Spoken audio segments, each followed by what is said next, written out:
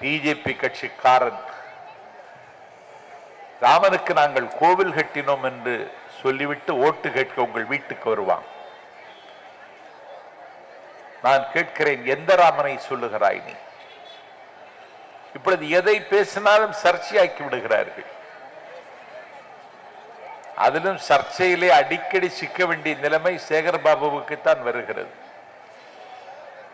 ஒரு அறைகூவலுக்கு மத்தியில் அவர் அறநிலைத்துறையை முன்னெடுத்து செல்லுகிறார்.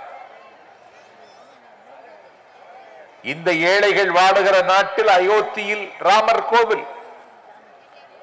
கோவில் கட்டக்கூடாது என்றோ குடமுழுக்கு நடத்தக்கூடாது என்றோ திமுக சொல்லவில்லை. ஆனால் அந்த கோவில் கட்டுவதற்கு பின்னால் இருக்கிற வலி மக்களுக்கு தெரிய வேண்டாமா? பாபரி மஸ்ஜித் ஒரு பள்ளிவாசல் திட்டமிட்டு உடைக்கப்பட்டு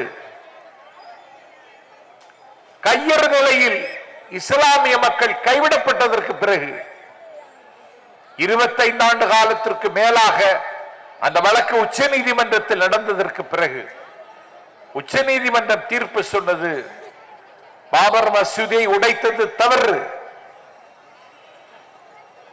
தீர்ப்பு என்ன எழுதினார்கள் என்றால், உடைக்கப்பட்ட பாபர் மசூதி உடைத்தவர்களுக்கே சொந்தம் என்றார்கள்.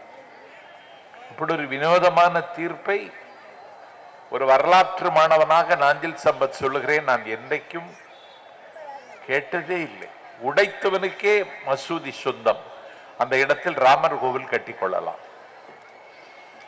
திருச்சியில் லலிதா ஜுவல்லரியில ஒரு திருடன் நள்ளிரவு நுழைகிறான். அவனுடைய பேர் திருவாரூர் முருகன். நுழைந்து நகையை எடுத்துட்டான்.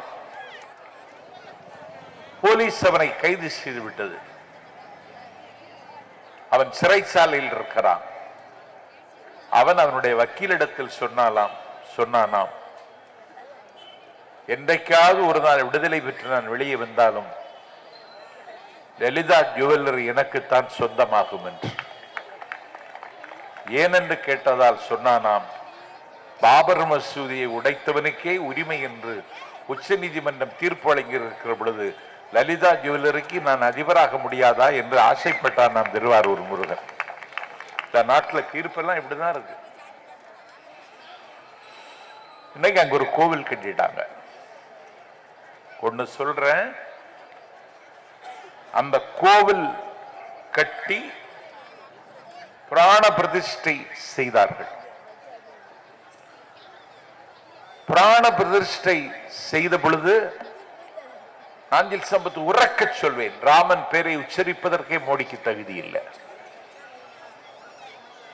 கூனி செய்த சதியால் கைகையை வாங்கிய வரத்தால் அவருடைய பட்டாபிஷேகம் நின்று போகிறது. 1000 பெண்கள் கவரி வீச,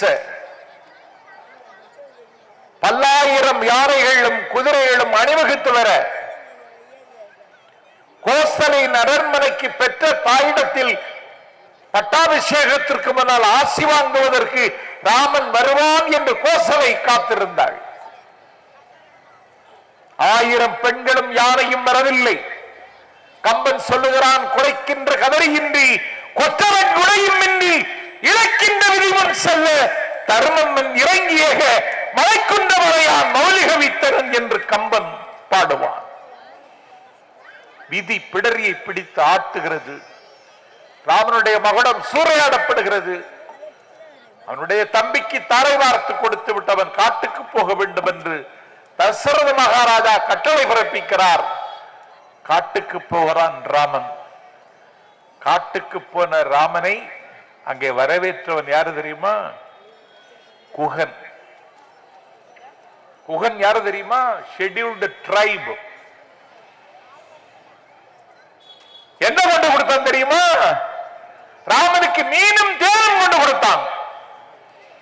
ராமனுக்கு கொண்டு போய் மீன் கொடுக்கலாமா? வாங்கினான் ராமன். இது அபச்சாரம் இல்லையான்னு கேட்டான் பக்கத்தில் இருந்தவன். இல்ல, அவன் மீன் கொண்டு வந்திருக்கிறான் என்றால் மீன் கடலின் ஆழத்தில் கிடைப்பது. அவனுடைய அன்பின் ஆழத்திற்கு இந்த மீன் அடையாளம். தேன் மலையின் உச்சியில் எடுப்பது அவனுடைய அன்பின் உச்சி, அவனுடைய அன்பின் உச்சிக்கு இந்த தேன் அடையாளம் என்று குகன் கொடுத்த தேனையும் மீனையும் அன்றைக்கு ராமன் வாங்கி கொண்டான். அந்த குகன் ஒரு காட்டு வேடன், அவனை சகோதரனாக ஏற்றுக்கொண்டான் இதிகாச ராமன். என் பெருமைக்குரிய தாய்மார்களே, மனைவியை ராமனை போல பறிகொடுத்தவன் சுக்ரீவன். அவன் குரங்கினத்தை சார்ந்தவன். என்னுடைய மனைவி மீட்கப்படுவதற்கு முன்னால் உன்னுடைய மனைவியை மீட்டு தருகிறேன் என்று சுக்ரீவனுக்கு வாக்குறுதி கொடுத்து சுக்ரீவனை அங்கீகரித்தான். ஒரு குரங்கினத்தை பிறந்த சுக்ரீவனை இதிகாச ராமன். என் பெருமைக்குரியவர்களே, அரக்கர் குலத்தில் பிறந்தவன் விபீஷணன். உடன் பிறந்த அண்ணனுக்கு துரோகம் செய்தவன் விபீஷணன். உடன் பிறந்த அண்ணனுக்கு துரோகம் செய்த விபீஷணனை, காட்டிக் கொடுத்த விபீஷணனை, அரக்கர் குலத்தில் பிறந்தவனை இந்த நாட்டில் இலங்கை சாம்ராஜ்யத்தினுடைய அதிபதியாக்கி அழகு பார்த்தவன் ஸ்ரீராமன். நான் கேட்கிறேன், இன்னைக்கு ஆட்சியில பழங்குடி மக்களுக்கு மரியாதை இருக்கா? ஒடுக்கப்பட்ட மக்களுக்கு உரிமை இருக்கிறதா? இந்த ராமர் கோவில் கும்பாபிஷேகத்திற்கு, பிராண பிரதிஷ்டைக்கு, பழனி தைப்பூசத்திற்கு அலை அலையாக, அணி அணியாக பக்தர்கள் திருச்செந்தூருக்கும் பழனிக்கும் படையெடுத்து செல்வார்கள். இரவு நேர காரில் பயணிக்கிற பொழுது அந்த பக்தர்களை நான் பார்ப்பேன். ஒவ்வொரு பக்தனுக்கும் ஒரு வலி இருக்கும், ஒவ்வொரு பக்தனுக்கும் ஒரு ஏக்கம் இருக்கும். பழனி ஆவினன்குடி பழனிக்கு சென்றால் அவனிடத்தில் முறையிட்டால் என் குறை தீரும் என்கிற நம்பிக்கையோடு அவன் நடந்து வருகிறான், காலில் செருப்பு இல்லாமல். சேகர் பாபுவுக்கு ஒரு செய்தி நினைவூட்டுகிறேன்.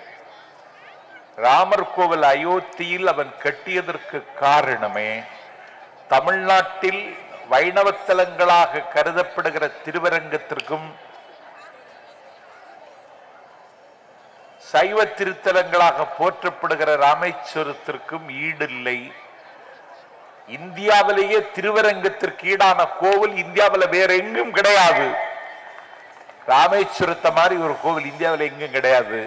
இதற்கு போட்டியாக வட இந்தியாவில் ஒரு கோவில் கட்ட வேண்டும் என்றுதான் அயோத்தியில ராமர் கோவில் கட்டியிருக்கான். பழனி தைப்பூசத்திற்கு பழனிக்கு போகிற பக்தர்கள் அலையலையாக போகிறார்கள், காலில் செருப்பில்லாமல் போகிறார்கள், நள்ளிரவிலும் பயணித்து நடந்து கொண்டே இருக்கிறார்கள் என்று சொல்லி தாராபுரத்தை சார்ந்த அன்வர் அலி என்கிற பெரியவர்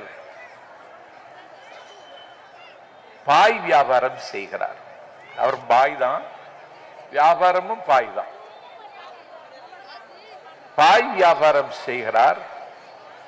காலையில் 7 மணிக்கு தொடங்கி 11 மணி வரைக்கும் கடையில் இருக்கிறார். 65 பிளாக் பாயிண்ட் பொருத்திட்டார். எதுக்கு? பாதசாரிகளாக வருகிற பழனிமலைக்கு வருகிற பக்தர்களுக்கு இந்த செல்போன்ல சார்ஜ் ஏத்துறதுக்கு 65 பிளாக் பாயிண்ட். யார் போட்டது? தாராபுரத்தை சார்ந்த அன்வர் அலி. பழனி தைப்பூசத்திற்கு முருகா என்கிற திருநாமத்தை உச்சரிப்பவனுக்கு ஒரு முஸ்லீம் அவனுடைய செல்போனுக்கு பிளக் பாயிண்ட் பொருத்துவதற்கு முன்வருகிறார் என்றால் இதற்கு பெயர்தான் தமிழ்நாடு, இதற்கு பெயர்தான் எங்கள் பண்பாடு. ஆக்கிரமிக்கப்பட்ட காஷ்மீர்,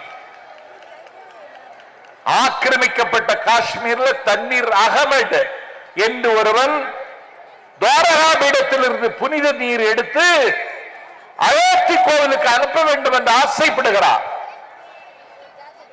ஆக்கிரமிக்கப்பட்ட காஷ்மீரில் இருந்து இந்தியாவிற்கு போஸ்டல் அஞ்சல் சேவை கிடையாது. ஆனால் துவாரகா பீடத்திலிருந்து எடுக்கப்பட்ட புனித நீரை அயோத்திக்கு கொண்டு சேர்ப்பது எப்படி என்று அவர் யோசித்த பொழுது அஞ்சல் சேவை மறுக்கப்பட்ட நிலையில் அவருடைய மகன் லண்டனில் இருக்கிறாள், அவருடைய பெயர் மகரின். லண்டனில் இருக்கிற மகளுக்கு அனுப்பி லண்டனில் இருக்கிற மகள் லண்டனில் இருக்கிற ஒரு காஷ்மீர் பண்டிட்டில் புனித நூரை கொடுத்து பிரதிஷ்டைக்கு பயன்படுத்த சொல்லுங்கள், எங்க வாப்பா அனுப்பி வச்சதுன்னு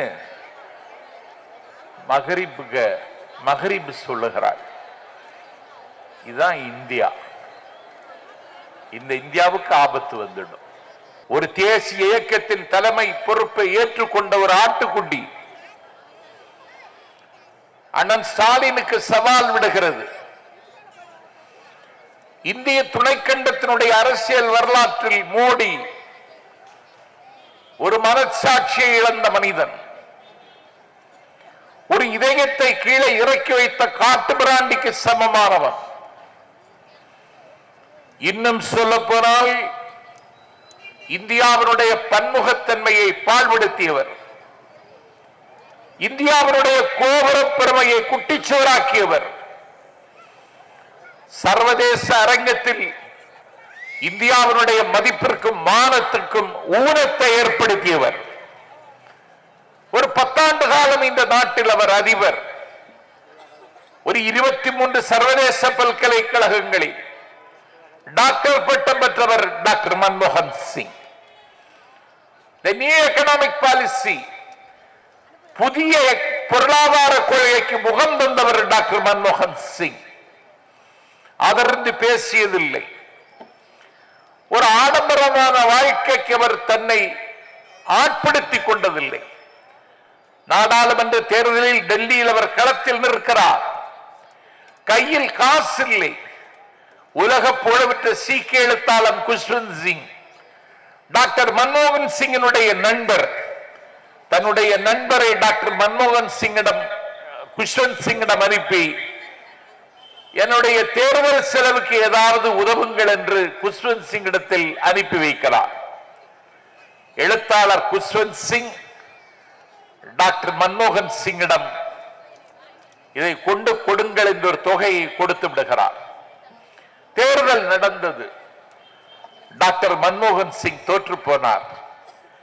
என் பெருமைக்குரியவர்களே, தேர்தல் தோல்வியில் ஏற்பட்ட அயர்வும் சோர்வும் தன்னை விட்டு விலகுவதற்கு முன்னாலே குஷ்வந்த் சிங்கிடத்தில் பெற்றுக்கொண்ட நிதியை, இந்த பணம் எனக்கு பயன்படவில்லை என்று சொல்லி குஷ்வந்த் சிங்கிடத்தில் திருப்பி கொடுத்த ஒரே நேர்மையாளன் டாக்டர் மன்மோகன் சிங். அவர் 10 ஆண்டு காலம் பிரதமராக இருந்த பொற்காலத்தில் நான் பொதுமக்களுக்கும் வாக்காளர்களுக்கும் சொல்லுகிறேன், 107 தடவை பத்திரிகையாளர்களை சந்தித்திருக்கிறார். மோடி 10 ஆண்டு காலத்தில் இதுவரைக்கும் ஒரு பிரஸ் மீட் பத்திரிகையாளர்களை சந்திக்கிற வைபவத்தையே இன்னும் நடத்தவில்லை. பாராளுமன்றம், ஏற்கனவே நமக்கு ஒரு பாராளுமன்றம் இருக்கிறது. உலக நாடுகளில் America, France, Canada, Australia, Dubai, Bahrain, Abu Dhabi, Kuwait, Singapore போன்ற நாடுகளுக்கு இலக்கிய பயணம் செய்து வந்தவன் நான். அமெரிக்கா, அங்கெல்லாம் இருக்கிற பாராளுமன்ற கட்டிடத்தை ஒரு வரலாற்று பார்வையோடு பார்ப்பதற்கு ஆசைப்பட்டு சென்று பார்த்தேன். ஒரு உண்மையை உங்களுக்கு முன்னால் உறக்க சொல்லுகிறேன். இந்திய பாராளுமன்றத்தை போல வனப்பும் வலிமையும் வசீகரமும் கொண்ட பாராளுமன்ற கட்டிடம் உலகத்தில் எந்த நாட்டிலும் இல்லை. அந்த பாராளுமன்ற கட்டிடம் இருக்கும் பொழுதே சென்ட்ரல் விஸ்டா என்கிற பெயரில் 25,000 கோடி ரூபாய்க்கு ஒரு புதிய பாராளுமன்றத்தை கட்டியிருக்கிறார்கள். 1000 ரூபாய் கொடுத்து ஒரு வெள்ளி மூக்குத்தி வாங்குவதற்கு உங்களுக்கு வசதி இல்லை. சிறுநீரகம் செயலிழந்து போன சைக்கிள் ரிக்ஷாவை ஓட்டுகிற கணவனுக்கு டயாலிசிஸ் செய்வதற்கு ஸ்டான்லி மருத்துவமனைக்கு அழைத்து செல்வதற்கு ஒரு கார் பிடிப்பதற்கு உங்களுக்கு வசதி இல்லை. சிவராத்திரி திருவிழாவில் கபாலீஸ்வரத்திற்கு திருவான்மியூருக்கு சென்று சிவனை தரிசிக்க போகலாம் என்றால் அதற்கு செல்வதற்கு கூட இரவில் எப்படி திரும்பி வருவது என்று உங்களுக்கு வழி தெரியவில்லை. ஆனால் ஒரு பாராளுமன்ற கட்டிடம் இருக்கிற பொழுதே ஒரு ஜனநாயக நாட்டில் ஒரு புதிய பாராளுமன்றத்தை நிறுவுகிறார். அதனுடைய திறப்பு விழாவிற்கு குருமகா சன்னிதானங்களை அழைக்கிறார். குடியரசுத் தலைவரை அழைக்கவில்லை. மகளிர் தினம் என்பதால் உங்களுக்கு சொல்லுகிறேன். நான் இந்தியாவினுடைய குடியரசுத் தலைவர் திரௌபதி முர்மு ஒரு பழங்குடியின வகுப்பை சார்ந்த பெருமாட்டி. அந்த அம்மையாருக்கு அழைப்பில்லை. குருமகா சன்னிதானத்திற்கு அழைப்பு. தர்மபுர ஆதீனம் எல்லாம் அண்ணன் சேகர் பாபுவின் கட்டுப்பாட்டில் இருக்கிறவர் தான். அவன்தான் மோடிக்கு செங்கோல் கொண்டு கொடுத்தான்.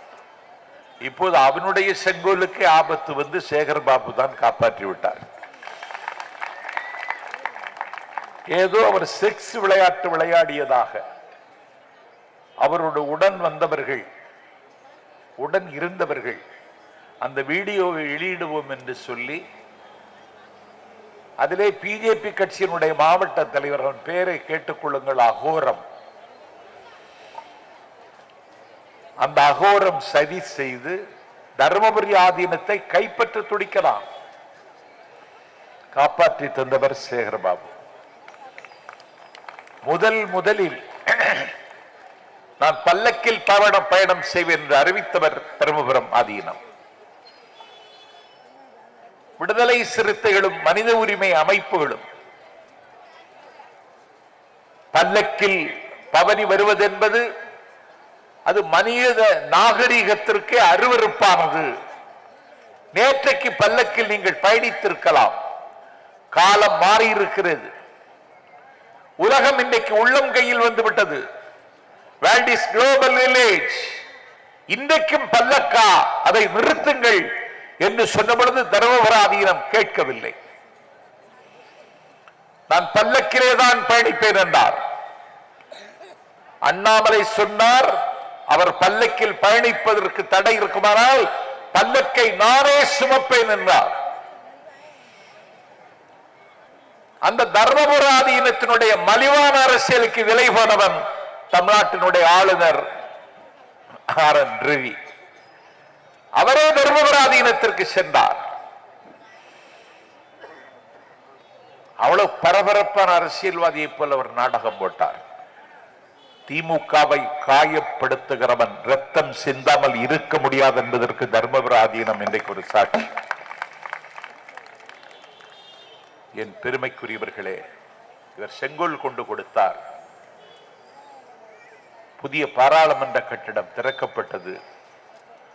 என் தாய்மார்களின் காலில் மாலையாக விழுந்து கெஞ்சி சொல்லுகிறேன், இந்தியாவினுடைய முதல் குடிமகள் ஒரு பழங்குடியின வகுப்பை சார்ந்த திரௌபதி முர்முக்கு அழைப்பில்லை.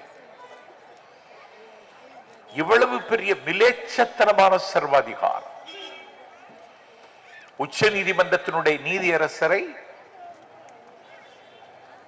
நாடாளுமன்றத்தினுடைய சபாநாயகரை, நாடாளும் பிரதமரை, அதிகாரம் நிறைந்த உள்துறை அமைச்சரை பதவி பிரமாணம் செய்து வைக்கின்ற அதிகாரத்தை பெற்றிருக்கிற குடியரசுத் தலைவரை அலட்சியப்படுத்துகிறார்கள். என்ன அக்கிரமம்! இந்த அநியாயத்திற்கு முடிவு கட்டுவது யார்? இந்த அக்கிரமத்தை கேள்வி கேட்பது யார்? இந்தியாவில் ஜனநாயக சக்திகள் எல்லாம் சிதறி கிடக்கின்றன. இந்த அநியாயத்திற்கு முடிவு கட்டுவதற்கு யாரால் முடியும் என்றால் ஒருவரால் முடியும். கருணாநிதி பெற்றெடுத்த ஆண் பிள்ளை ஸ்டாலின் அதற்கு தயாராகிவிட்டார். அதை அவர் செய்தார். நான் அரசியல் பார்வையாளர்களுக்கு ஒன்றை உறக்க சொல்வேன். தேசிய அரசியலில் ஒரு வரலாற்று மாற்றத்திற்கு முகம் தருகிற அந்த பொறுப்பை இதுவரைக்கும் தேசிய தலைவர்களே செய்திருக்கிறார்கள். அந்த பொறுப்பை ஒரு மாநில கட்சியினுடைய தலைவர் செய்கிறார் என்றால் அந்த முதல் வரலாற்றை தொடங்கி வைத்தவன் அண்ணன் ஸ்டாலின் என்கிற காரணத்தினால் அவருடைய பிறந்த நாளை நாங்கள் மகிழ்ச்சியோடும் பரவசத்தோடும் கொண்டாடுகிறோம். அவருக்கு சுயநலம் இல்லை. திமுகவை வீழ்த்த வேண்டும் என்று மோடி பேசுகிறார். வீழ்த்த வேண்டும் என்று நினைத்தவனெல்லாம் இன்றைக்கு அண்ணன் ஸ்டாலின் வீட்டு தாழ்வாரத்தில் காத்து கிடக்கிறான். நான் யாரையும் குறிப்பிட்டு சொல்லவில்லை. ஒரு ஆயிரங்காலத்து பயிர் என்றார் சேகர் பாபு. ஒரு பிரதம அமைச்சர் தன்னுடைய உயரத்தை மறந்து பேச எவ்வளவு செய்தி இருக்கு. திமுகவை அழித்தே தீர வேண்டும் என்கிறார் நாடாளும் பிரதமர். திரும்ப திரும்ப வருகிறார் தமிழ்நாட்டுக்கு. நீ திரும்ப திரும்ப வர வேண்டும். எல்லா தொகுதிக்கும் வந்தால்தான் எல்லா தொகுதியிலும் நாங்கள் வெற்றி பெறுவோம். ஒரு பிரைம் மினிஸ்டர் ஒரு ஸ்டாண்டர்ட் இருக்கணும். நீ ஜவஹர்லால் நேரு உட்கார்ந்த இடத்தில் உட்கார்ந்து இருக்கிறவன். நீ பண்டிட் லால் பகதூர் சாஸ்திரி உட்கார்ந்த இடத்தில் உட்கார்ந்திருப்பவர். ஐசிஎஸ் பட்டம் பெற்று அதை அரபிக்கடலில் தூக்கி எறிந்துவிட்டு இந்தியாவுடைய விடுதலை வேள்வியில் குதித்த மொரார்ஜி தேசாய் உட்கார்ந்த இடத்தில் உட்கார்ந்திருப்பவர். நீ சமூக நீதி என்கிற சராசரி மக்களினுடைய கனவுகளை நிறைவேற்றுவதற்காக இந்தியாவின் பிரதமர் என்கிற மகுடத்தை தூக்கி தூர எறிந்துவிட்டு வீதிக்கு வந்த விஸ்வநாத் பிரதாப் சிங் ராஜ குடும்பத்து பிள்ளை. அவர் உட்கார்ந்த இடத்தில் உட்கார்ந்திருக்கிறவன் நீ. இன்றைக்கு நீங்கள் அனுபவித்துக் கொண்டிருக்கிற டிஜிட்டல் வேர்ல்டு, இன்றைக்கு நீங்கள் அனுபவித்துக் கொண்டிருக்கிற இன்ஃபர்மேஷன் டெக்னாலஜி, இதற்கு அகரம் எழுதியவர் ராஜீவ் காந்தி. அவர் உட்கார்ந்த இடத்தில் உட்கார்ந்திருப்பவர் நீ. இந்தியா பாகிஸ்தான் யுத்தத்தை 10 நாளில் சந்தித்து 102 அணிசாரா நாடுகளுக்கு தலைமை வகித்து மொழி சார்ந்து ஒரு தேச விடுதலைக்கு எத்தரிக்கிற பொழுது அந்த வங்க தேசத்தினுடைய விடுதலையை தன்னுடைய கருவில் சுமந்து பூமி பந்தில் ஒரு புதிய நாட்டை பெற்று தந்த உலகத்தின் மிக புகழ் பெற்ற அயன் லேடி இந்திரா உட்கார்ந்த ஆசனத்தில் உட்கார்ந்திருப்பவன் நீ. உனக்கு தரம் இருக்கிறதா? ஒரு கட்சியை அழிப்பேன்னு பேசலாமா? வயல் என்றால் வரப்பு வேண்டும், வாய்க்கால் என்றால் கரை வேண்டும். முரண்டு பிடிக்கிற மாடு என்றால் மூக்கணாம் கயிறு வேண்டும். ஆளுங்கட்சி என்றால் எதிர்கட்சி வேண்டும். எதிர்கட்சிகளை இருக்கக்கூடாது என்கிற மிலேச்சத்தனத்திற்கு ஒரு பிரதமர் வந்திருப்பது இந்தியாவினுடைய சமீப கால சோகம். அவர் நந்தனத்துக்கு வருகிறார். எக்கச்சக்கமான கூட்டம் என்று அவர்கள் சொன்னார்கள். வந்தவன் சொன்னான், எனக்கு சொந்த ஊர் கல்கத்தா என்று. கல்கத்தாவில் இருந்து பிரதமரின் பேச்சை கேட்க ஒருத்தன் நந்தனத்துக்கு வந்தானா? பல்லடத்திற்கு வருகிறார், திருவரங்கத்திற்கு வருகிறார், ராமேஸ்வரத்திற்கு வருகிறார், அரிச்சல் முனைக்கு வருகிறார். பேரிடரும் வெள்ளமும் சூழ்ந்து இந்த சென்னை வாழ தகுதியற்ற நகரம் என்று பேசுகிற நிலைமைக்கு ஆளான இந்த பாதிக்கப்பட்ட மக்களை பார்க்க ஒரு நாள் வந்தாயா?